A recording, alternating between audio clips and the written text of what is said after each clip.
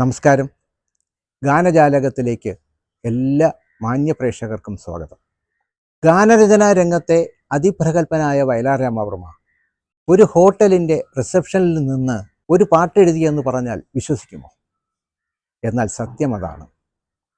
അത് പറഞ്ഞത് മറ്റാരുമല്ല, ആ ചിത്രത്തിൻ്റെ സംവിധായകനായ കെ സേതുമാധവൻ സാറാണ്.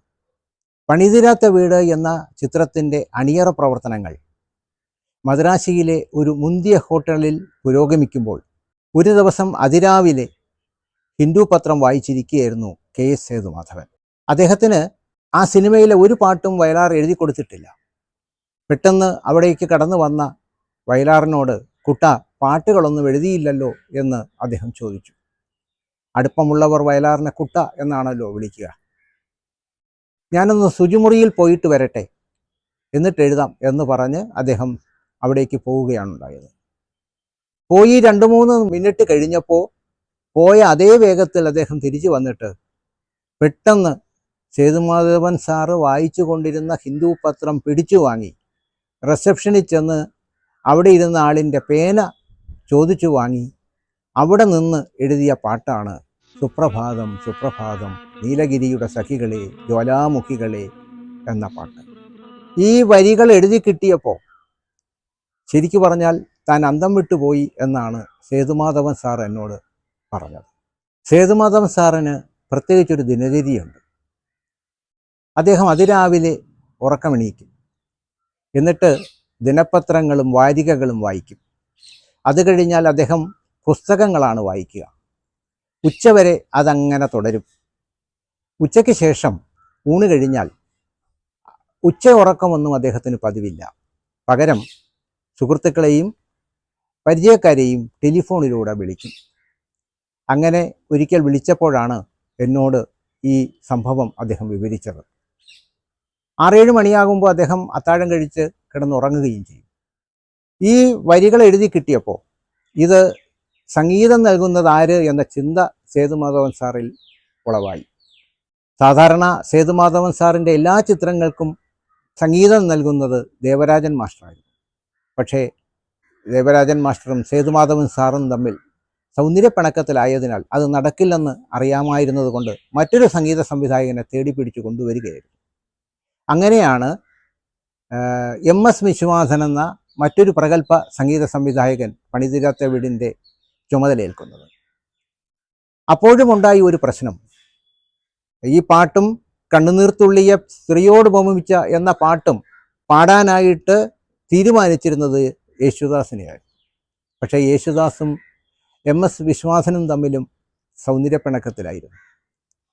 അതിനാൽ യേശുദാസ് വരികില്ലെന്ന് ഉറപ്പുള്ളത് കൊണ്ട് അത് കഴിഞ്ഞാൽ തീർച്ചയായും വിളിക്കാവുന്ന മറ്റൊരു ഗായകനായ P ജയചന്ദ്രനെ വിളിക്കുകയും അദ്ദേഹം ഈ പാട്ട് പാടുകയുമാണ് ഉണ്ടായത്. സുപ്രഭാതം എന്ന വാക്ക് മലയാളത്തിൽ ഒരുപക്ഷെ വയലാർ എഴുതുന്നതിന് മുമ്പ് അധികം മലയാളികൾ കേട്ടിട്ടുണ്ടാവില്ല. അതിനൊരു അനുഭവമുണ്ട്. ഞാൻ ബിരുദത്തിന് മലയാളം ഐച്ഛിക വിഷയമായി എടുത്ത് പഠിച്ചതാണ്. ക്ലാസ്സിൽ ഞങ്ങളെ പഠിപ്പിക്കുന്ന പ്രഗത്ഭനായ അധ്യാപകൻ AR ഗോപാലപിള്ള എന്ന അധ്യാപകൻ ഒരിക്കൽ കടന്നു വന്നപ്പോൾ അദ്ദേഹം പറഞ്ഞു, കുട്ടികളെ, നിങ്ങൾ ഇനി മുതൽ ഗുഡ് മോർണിംഗ് എന്ന് ഞാൻ വരുമ്പോൾ പറയരുത്, പകരം സുപ്രഭാതം എന്ന് പറഞ്ഞാൽ മതി.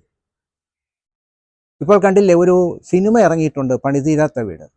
ആ സിനിമ പോയി നിങ്ങൾ കാണണം. ആ സിനിമ തുടങ്ങുന്നത് തന്നെ സുപ്രഭാതം എന്ന പാട്ടോടു കൂടിയാണ്. അന്ന് തന്നെ അധ്യാപകൻ പറഞ്ഞതല്ലേ എന്ന ധൈര്യത്തോടെ ക്ലാസ് കട്ട് ചെയ്ത് ഞങ്ങളെല്ലാവരും ആ സിനിമ പോയി കാണുകയും ചെയ്തു. സത്യം പറയട്ടെ, സിനിമ കണ്ടപ്പോൾ അത് കണ്ടില്ലായിരുന്നുവെങ്കിൽ തീരാ നഷ്ടമാകുമായിരുന്നു എന്ന് തോന്നി. അന്നല്ല, തുടർച്ചയായി 10-12 തവണയെങ്കിലും ആ പടം ഞാൻ കണ്ടിട്ടുണ്ട്. സുപ്രഭാതം സുപ്രഭാതം നീലഗിരിയുടെ സഖികളെ. കഥ നടക്കുന്നത് നീലഗിരിയിലാണ്. പാറപ്പുറത്തിൻ്റെ അതിപ്രശസ്തമായ നോവൽ, ഇതേ പേരിലുള്ള നോവലാണ് സേതുമാധവൻ സിനിമയാക്കിയത്. അപ്പം നീലഗിരിയുടെ സഖികളെ എന്ന് പ്രയോഗിക്കാൻ കാരണം അതുകൊണ്ടാണ്. ജ്വാലാമുഖികളെ, ജ്വലിച്ച മുഖത്തോടു കൂടിയവരെ എന്നാണ് അർത്ഥം. ജ്യോതിർമയ്യാം ഉഷസ്സിന്, പ്രകാശം ചൊരിയുന്ന ഉഷസ്സിന് വെള്ളിച്ചാമരം വീശും മേഘങ്ങളിൽ. അതിരാവിലെ ആകാശത്തേക്ക് നോക്കിയാൽ ഇങ്ങനെ മേഘങ്ങൾ ഇഴഞ്ഞു പോകുന്നത് കാണാം. അത് കണ്ടിട്ട് വയലാർ രാമവർമ്മ പറയുന്നു, വെള്ളിച്ചാമരം വീശുകയാണ് ഈ മേഘങ്ങളെന്ന്. അങ്ങനെയുള്ള മേഘങ്ങൾക്കാണ് അദ്ദേഹം സുപ്രഭാതം ആശംസിച്ചത്. എത്ര മനോഹരമായ ഭാവനയെന്നോ. ആരും ആ പാട്ടിനോടൊപ്പം സഞ്ചരിക്കും. അതാണ് അതിൻ്റെ രീതി. പല്ലവി കഴിഞ്ഞാൽ അനുപല്ലവി ഇങ്ങനെയാണ്: അഞ്ജനക്കല്ലുകൾ മിനുക്കിയടുക്കി അഖിലാണ്ട മണ്ഡല ശില്പി, പണിഞ്ഞിട്ടും പണിഞ്ഞിട്ടും പണി തീരാത്തൊരു പ്രപഞ്ചമന്ദിരമേ, നിന്റെ നാലുകെട്ടിൻ്റെ പടിപ്പുരമുറ്റത്ത് ഞാനെൻ്റെ മുറി കൂടി പണിയിച്ചോട്ടെ. ഒരു വല്ലാത്ത ചോദ്യമാണത്. ഈ പ്രപഞ്ചമെന്ന് പറയുന്നത് ഒരു വലിയ നാലുകെട്ടാണെന്നും ആ പ്രപഞ്ചം പണിതീരാത്ത വീടാണെന്നും അതിൻ്റെ ഒരറ്റത്ത് ഒരു ചെറിയ മുറി കൂടി പണിയണം, തനിക്ക് പണിയാൻ വേണം, അല്ലെങ്കിൽ പണിയണം എന്ന ആഗ്രഹമാണുള്ളതെന്നും പ്രകടിപ്പിക്കുന്ന തരത്തിലുള്ള വരികൾ. പണിതീരാത്ത വീട് എന്ന നോവൽ ഞാൻ പലതവണ വായിച്ചിട്ടുണ്ട്. അതിൽ സ്വപ്നങ്ങൾ, ജോസ് എന്ന് പറയുന്ന പട്ടാളക്കാരൻ്റെ സ്വപ്നങ്ങൾ സാക്ഷാത്കരിക്കാത്തതിൻ്റെ അതുകൊണ്ടാണ് പണിതീരാത്ത വീട് എന്ന പേര് ആ സിനിമയ്ക്ക്, ആ നോവലിന് പാറപ്പുറത്ത് നൽകിയത്. പക്ഷേ ഈ പണിഞ്ഞിട്ടും പണിഞ്ഞിട്ടും പണിതീരാത്ത പ്രപഞ്ചമന്ദിരമേ എന്ന് വയലാർ ചോദിച്ചപ്പോൾ എനിക്കൊരു കൗതുകം തോന്നി. അങ്ങനെ ചോദിക്കാൻ ഒരു കവിക്കേ കഴിയുള്ളൂ എന്നും ഞാൻ മനസ്സിലാക്കി. ഞാൻ മുതിർന്നതിന് ശേഷം പാറപ്പുറത്തിനെ കോട്ടയത്ത് വെച്ച് അവിചാരിതമായി കണ്ടുമുട്ടിയപ്പോൾ അദ്ദേഹത്തോട് വളരെ സ്നേഹത്തോടെ ചോദിച്ചു, അങ്ങയുടെ നോവൽ ഞാൻ വായിച്ചിട്ടുണ്ട്, ഒന്നല്ല പലതവണ. പക്ഷെ അതിലൊരിടത്തും ഈ പ്രപഞ്ചം പണിതീരാത്ത വീടാണ് എന്ന് പറഞ്ഞിട്ടില്ല. പക്ഷെ വയലാർ അതിനുവേണ്ടി എഴുതിയ ഒരു ഗാനത്തിൽ ഈ പ്രപഞ്ചം പണിതീരാത്ത വീടാണ് എന്ന് പറഞ്ഞിരിക്കുന്നു. അതെങ്ങനെ സംഭവിച്ചു? അദ്ദേഹം ഒന്ന് മന്ദസ്മിതം തൂകിയിട്ട് എന്നോട് പറഞ്ഞു, സുഹൃത്തെ, അതാണ് കവിയും നോവലിസ്റ്റും തമ്മിലുള്ള വ്യത്യാസം. ഒരു വലിയ സാരസ്വത രഹസ്യമാണ് അദ്ദേഹം എനിക്ക് പറഞ്ഞു തന്നത്. ശരിയാണ്, കവിക്ക് ഭാവന കൊണ്ട് സഞ്ചരിക്കാനുള്ള സ്വാതന്ത്ര്യമുണ്ട്. നോവലിസ്റ്റിന് അത് സാധിച്ചില്ലെന്ന് വരും. അതാണ് നമ്മളിവിടെ കാണുന്നത്. അതേസമയം ആ പാട്ട് ചിട്ടപ്പെടുത്തിയ MS വിശ്വനാഥൻ പ്രപഞ്ചമന്ദിരമേ എന്നുള്ളിടത്ത് മന്ദിരമേ ഒന്നുകൂടി ആവർത്തിച്ചുകൊണ്ട് അവിടെ ഒരു എക്കോ കേൾപ്പിച്ചുകൊണ്ട് ഈ പ്രപഞ്ചം എത്ര വിശാലമാർന്നതാണെന്ന് ആ സംഗീതത്തിലൂടെ നമുക്ക് മനസ്സിലാക്കി തരുന്നു. അങ്ങനെയൊക്കെയാണ് രചനയിലും സംഗീതത്തിലും, അല്ലെങ്കിൽ അത് കൈകോർത്ത് നിൽക്കുന്ന തരത്തിലാകണം എന്ന് നമ്മൾ പറയുന്നത് അതുകൊണ്ടാണ്. പ്രപഞ്ചമന്ദിരം വളരെ വലുതാണ് എന്ന് സൂചിപ്പിക്കാനാണ് ആ പ്രതിധ്വനി ഉണ്ടാക്കിക്കൊണ്ട് അദ്ദേഹം അത്തരത്തിൽ അത് ചിട്ടപ്പെടുത്തി വെച്ചത്. ഇതിൻ്റെ ചരണത്തിലേക്ക് കടക്കുമ്പോൾ കുറെ കൂടി മനോഹരമാണ് ഈ പാട്ടിൻ്റെ വരികൾ. ആയിരം താമര തളിരുകൾ വിടർത്തി അരയന്നങ്ങളെ വളർത്തി, വസന്തവും ശിശിരവും കുളിക്കാനിറങ്ങുന്ന വനസരോവരമേ, നിന്റെ നീലവാർമുടി ചുരുളിൻ്റെ അറ്റത്ത് ഞാനെൻ്റെ പൂ കൂടി ചൂടിച്ചോട്ടെ എന്നാണ് ചോദ്യം. വളരെ എളിമയോടുള്ള ചോദ്യം. ആദ്യം ഒരു ചെറിയ മുറി കൂടി പണിയിച്ചോട്ടെ എന്ന് ചോദിച്ചു. ഇപ്പോൾ നിന്റെ നീലവാർമുടി ചുരുളിൻ്റെ അറ്റത്ത് ഒരു ചെറിയ പൂ കൂടി ഞാൻ ചൂടിച്ചോട്ടെ എന്നാണ് ചോദിക്കുന്നത്. വസന്തവും ശിശിരവും കുളിക്കാനിറങ്ങുന്ന വനസരോവരം. ഈ വനസരോവരം എന്ന് വെച്ചാൽ വനപ്രദേശത്തുള്ള പൊയ്ക. ആ പൊയ്കയ്ക്ക് വളരെ പ്രാധാന്യമുണ്ട് ഈ സിനിമയിൽ. കാരണം ഈ സിനിമയുടെ ഒരു ഘട്ടത്തിൽ ജോസ് എന്ന് പറയുന്ന പ്രേം നസീർ അവതരിപ്പിച്ച പട്ടാളക്കാരൻ അതുവഴി കടന്നു വരുമ്പോൾ അതിലെ നായികയായ റേച്ചലും വിധവയായ റേച്ചലും മകൾ റോഷ്നിയും ഒരു കുതിരപ്പുറത്ത് ഇങ്ങനെ വരികയാണ്. കുതിരയുടെ കാല് തെറ്റി ഈ പൊയ്കയിലേക്ക് അവർ പതിക്കുകയും പെട്ടെന്നത് കണ്ട് ഈ പട്ടാളക്കാരൻ ചാടി വീണ് ഇവരെ രക്ഷിക്കുകയും ചെയ്യുന്നു.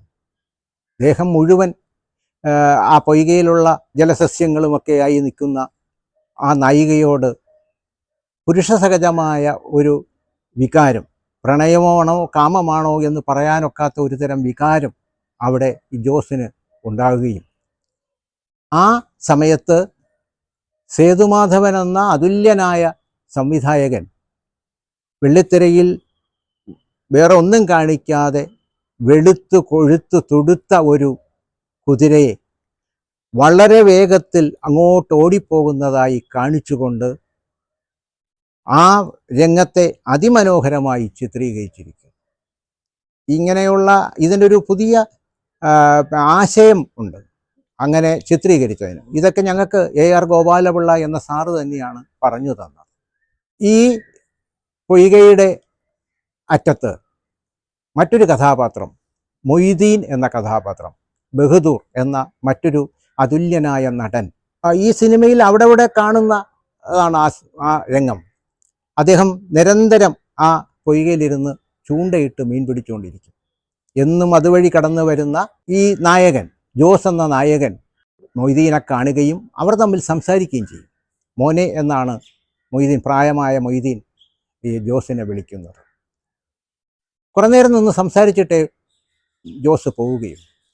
ഒരു ദിവസം അതുവഴി വന്നപ്പോൾ ജോസിനോട് മൊയ്തീൻ ചോദിച്ചു, എനിക്കൊരു 10 ഉറുപ്പിക തരുമോ എന്ന്. ജോസ് ഇട്ടിരുന്ന പാൻസിൻ്റെ പോക്കറ്റൊക്കെ തപ്പി നോക്കിയിട്ട് 10 രൂപ പോലും പോയിട്ട് 10 പൈസ പോലുമില്ല. ദരിദ്രനായ ഒരു ഇന്ത്യൻ പട്ടാളക്കാരൻ്റെ പ്രതിരൂപമാണ് ആ നായകൻ. ഞാൻ നാളെ ഇതേ സമയത്ത് ഇതുവഴി വരുമ്പോൾ തരാം എന്ന് പറഞ്ഞ് ജോസ് കടന്നു പോവുകയാണ്.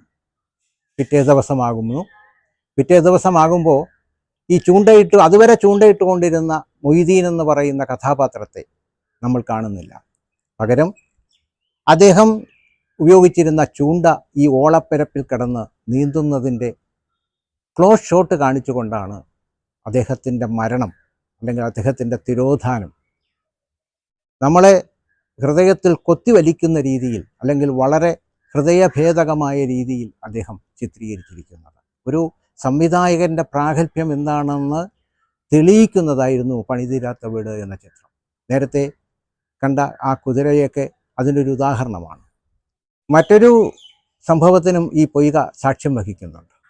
ഒരു ദിവസം അതുവഴി കടന്നു വരുമ്പോൾ സിനിമ കുറേ പുരോഗമിച്ചതിന് ശേഷമാണ് റേച്ചൽ ജോസിനോട് പറയുന്നുണ്ട്, നിങ്ങളെ ഞാൻ എൻ്റെ സ്വന്തം സഹോദരനായിട്ടാണ് കാണുന്നത്. അപ്പോഴും KS സേതുമാധവൻ എന്ന സംവിധായക പ്രതിഭ ഒരു സീനിലൂടെ നമ്മെ മറ്റൊരു സത്യം കാണിച്ചു തരും. നേരത്തെ കണ്ട കുതിരയെപ്പോലെ ഒരു വെളുത്ത കുതിര, ഒരുപക്ഷെ ആ കുതിര തന്നെയാണോ, ഇത് കുറച്ചുകൂടി മെലിഞ്ഞ ഒരു കുതിര. നേരത്തെ ഈ നമ്മളിൽ നിന്ന് അകന്നകന്നാണ് കുതിര പോയതെങ്കിൽ ആ കുതിര അതിൻ്റെ ഓപ്പോസിറ്റ് ഡയറക്ഷനിലേക്ക്, അവിടെ നിന്ന് നമ്മളിലേക്ക് അടുത്തടുത്ത് വരികയാണ്. വേച്ച് വളരെ സ്ലോ മോഷനിലാണ് അത് വരുന്നത്. എന്ന് പറഞ്ഞാൽ നേരത്തെ തൻ്റെ പ്രതീക്ഷകൾ അല്ലെങ്കിൽ സ്വപ്നങ്ങൾ എല്ലാം നിഷ്ഫലമായി പോകുന്നു എന്നുള്ളതിൻ്റെ ഒരു വലിയ സൂചനയാണ് ആ വരികളിലൂടെ കാണിച്ചു തന്നത്. ഈ പാട്ട് പാടിയതിൻ്റെ പേരിൽ P. ജയചന്ദ്രന് അക്കൊല്ലത്തെ സംസ്ഥാന പുരസ്കാരം, മികച്ച ഗായകനുള്ള സംസ്ഥാന പുരസ്കാരം ലഭിക്കുകയുണ്ടായി. വളരെ സന്തോഷകരമായ കാര്യം. അദ്ദേഹത്തിൻ്റെ പ്രഥമ പുരസ്കാരമായിരുന്നു അത്. പക്ഷേ അന്നത്തെ പുരസ്കാര നിർണയ സമിതി അഭിപ്രായപ്പെട്ടത് യേശുദാസിനെ അംഗീകരിച്ചുകൊണ്ട് ജയചന്ദ്രന് ഈ പുരസ്കാരം നൽകുന്നു എന്നാണ്. അന്ന് കലാലയത്തിൽ പഠിക്കുന്ന ഒരാളായിരുന്നിട്ട് പോലും എനിക്ക് അങ്ങനെ കേട്ടപ്പോൾ വലിയ പ്രതിഷേധം തോന്നി. നിങ്ങൾ ആലോചിച്ച് നോക്കുക, ഒരാളെ കൂട്ടത്തിൽ ഏറ്റവും മികച്ച ഒരാളെ തിരഞ്ഞെടുക്കാനാണ് അവാർഡ് കമ്മിറ്റിയെ നിയമിക്കുന്നത്. മറ്റൊരാളെ അംഗീകരിച്ചുകൊണ്ട് വേറൊരാൾക്ക് പുരസ്കാരം കൊടുക്കാനല്ല. ഞാനും 2 തവണ പുരസ്കാര നിർണയ സമിതിയിൽ അംഗമായിരുന്നിട്ടുണ്ട്. അങ്ങനെ പറയുന്നത് 2 പേർക്കും അവഹേളനമാണ്. പണിതീരാത്ത വീട് എന്ന ചിത്രം തിയേറ്ററുകളിൽ വന്നു പോയിട്ട് എത്ര വർഷമായി? ഇന്നും ഈ പാട്ടിനെക്കുറിച്ച് നമ്മൾ വാതോരാതെ സംസാരിക്കുന്നു. എന്തുകൊണ്ട്? അതിൻ്റെ രചനയുടെ സൗഷ്ഠവം, സംഗീതത്തിൻ്റെ സവിശേഷത, ആലാപനത്തിൻ്റെ മഹത്വം, ഇങ്ങനെ ചിത്രീകരണത്തിൻ്റെ ഗുണം, ഇങ്ങനെ പല 4 ഘടകങ്ങൾ മുന്തിയ ഒരു പാട്ടാണിത്. അതുകൊണ്ടാണ് ഇത്തരം പാട്ടുകൾ ഇന്നും മങ്ങാതെ മായാതെ നമ്മുടെ മനസ്സിലും ചുണ്ടുകളിലും നിലനിൽക്കുന്നത്. നമസ്കാരം.